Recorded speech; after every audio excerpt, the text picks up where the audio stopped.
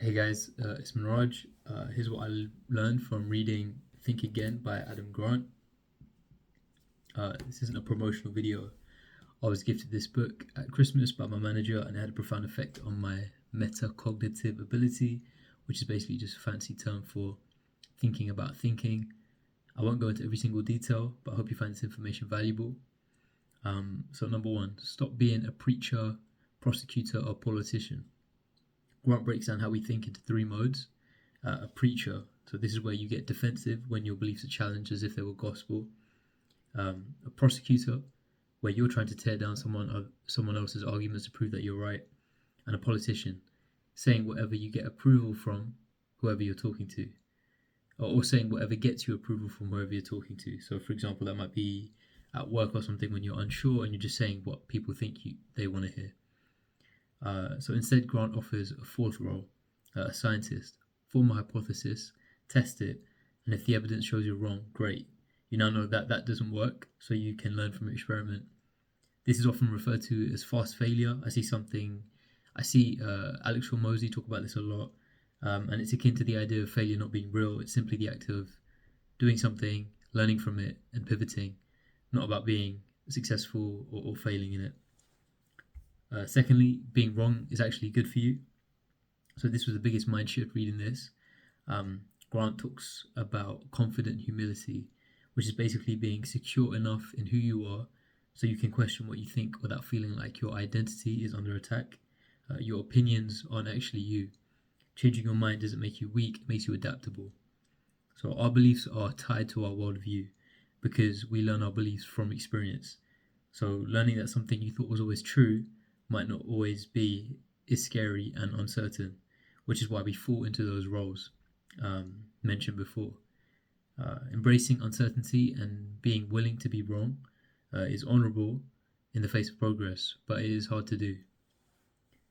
Um, so the book also teaches you how to. So thirdly, the book also teaches you how to actually talk to people who disagree with you. Um, you need to think about what you're trying to do when you're having an argument with someone. Do you actually want to win the argument for your ego, or are you actually trying to get to know the truth? Regardless of if they're right, you're right, or neither of you are right.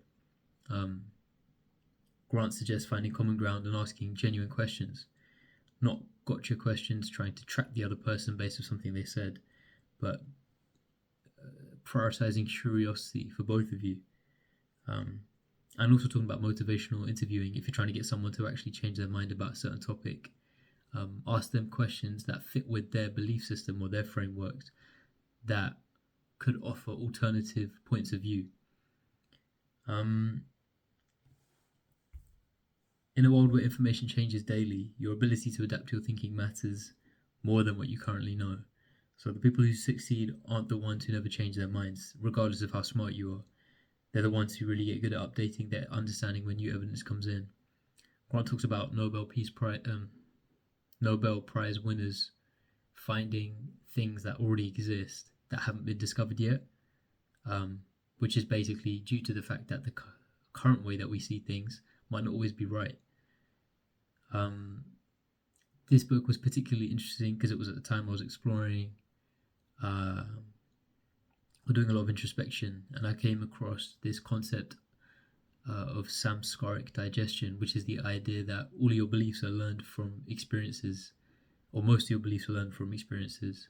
So you can actually go back and recount experiences and understand the emotions tied to those experiences and kind of almost dismantle, should you choose, beliefs that you have today by mapping emotions you still feel today from the emotions you felt during those experiences. This can be useful to you as you can challenge and update your beliefs and almost still be the same person who you are, but have a different perspective of your experiences based on them, which is really powerful. As I said, right, improving your metacognitive ability, improving your ability to think about your thinking. But anyway, yeah. Hope you guys found this valuable. If you're thinking about reading this book, I definitely recommend it. It's a Sunday. I really wanted to get a video out, so I thought I'd just make this quickly. Let me know if you enjoy these, I'll make more videos like these. Cool. Thanks.